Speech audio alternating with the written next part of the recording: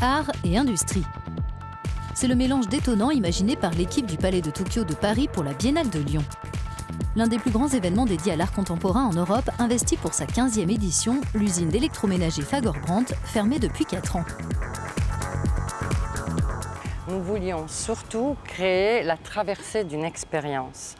Or, pour traverser une expérience, on a commencé à imaginer un paysage. Alors après, quel type de paysage? Pas juste de la nature, pas cette idée-là de paysage, mais un paysage qui est aussi économique, social, historique, politique, bactériologique, passant de l'inframince à une échelle plus cosmogonique.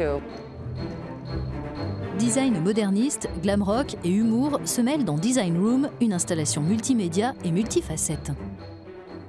J'aime utiliser la formule transmédia, transstyle, transgenre, parce que je suis moi-même transgenre.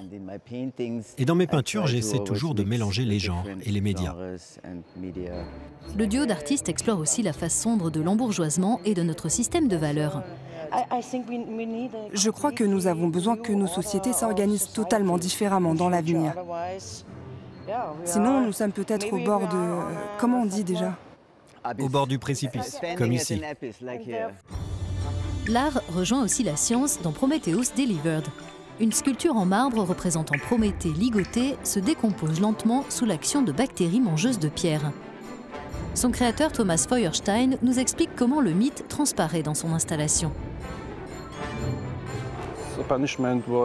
La punition, c'est que chaque jour, un aigle dévore le foie de Prométhée. Et le foie représente l'avenir. Je voulais que les scientifiques de la faculté de médecine en Autriche réalisent un nouveau foie pour mon Prométhée, et ils ont réussi. Pour ma sculpture, ils l'ont cultivé à partir de cellules hépatiques humaines. La Biennale bat son plein dans tout Lyon, en particulier dans son centre-ville, mais aussi au musée d'art contemporain. C'est là que sont notamment exposées les photographies prises par l'artiste français Karim Kall au sein de l'établissement pénitentiaire pour mineurs de Mézieux, près de Lyon. Des images frappantes qui donnent à voir de minuscules détails de la vie en détention. L'idée générale étant d'épouser le point de vue des détenus, ou en tout cas des usagers des locaux. Les images sont réalisées de nuit, avec un flash assez puissant et une vitesse d'obturation rapide, ce qui fait que l'arrière-plan est absolument noir. Ici, on a le portrait d'un surveillant qui a été réalisé par un détenu au stylo bille. On a aussi ce carreau qui est brisé, qui renvoie à une pratique qui est très répandue dans le milieu carcéral, qui est celui de faire claquer sa fenêtre pour manifester leur mécontentement. Cette sélection unique parmi le travail de plus de 50 artistes originaires du monde entier est à découvrir jusqu'en janvier prochain.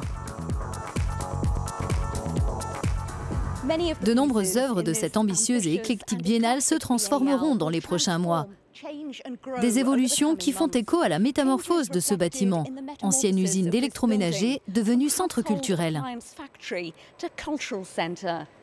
Andrea Bolitho in Lyon for Euronews.